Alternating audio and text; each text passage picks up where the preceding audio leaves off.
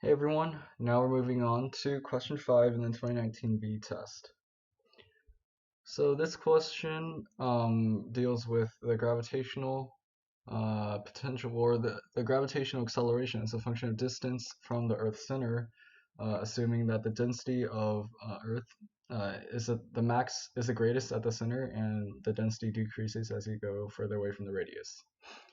So the main idea behind this problem is that if you have a spherical mass distribution, um, basically, if you want to calculate the gravitational acceleration at a certain point in the spherical distribution, say like here's the entire Earth, and then you want to look at the gravitational acceleration at a distance somewhere inside of Earth, you might be thinking, well, all this mass outside of this circle, so basically the circle of radius r that you're in right now, like you might be thinking, well, all this mass outside of this radius will also be having a gravitational force, right, on this on you.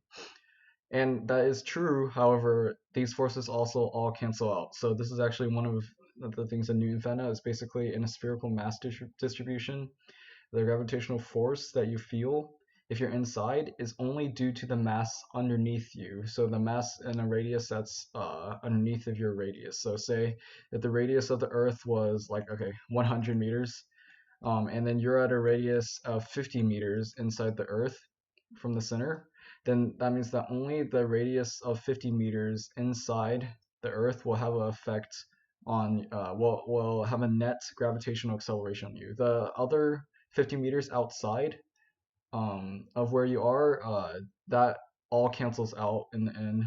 So basically, when we solve this question, we just have to consider what the mass that of the Earth that's below of us at a certain distance from the Earth's center.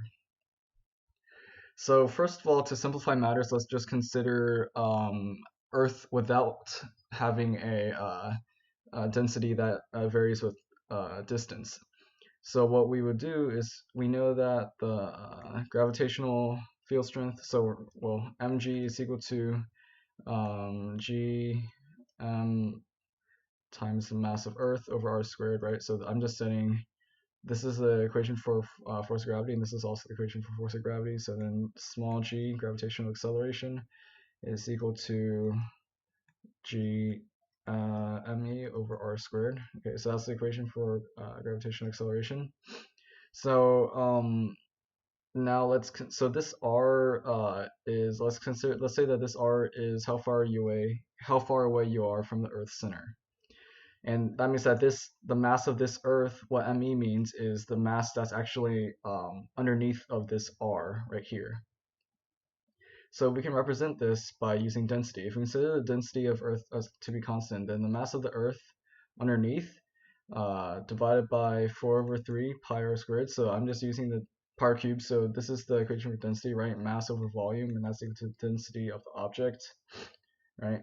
So what we have here now is we can write it all in terms of radius, and then that'll simplify matters for us. So so the mass of Earth is equal to 4 over 3 pi r cubed times its density. So I'm just gonna plug this in, g. So I'm plugging in the mass of Earth right here. G times 4 over 3 pi, and then r cubed divided by r squared is just r times the density. Now we also know that density is equal to the mass of the Earth as a whole, divided by 4 over 3 pi r cubed. Sorry, so this r is the entire radius of the Earth, and this mass is the entire mass of the Earth, right? Because if we just if we consider r, the small r, to be a distance radius, the actual radius of the Earth is just encompassing the entire Earth. So then what we get is g is equal to 4, or small g is equal to big G times 4 over 3 pi r times the mass of the Earth divided by 4 over 3 pi big R cubed. So these guys cancel out.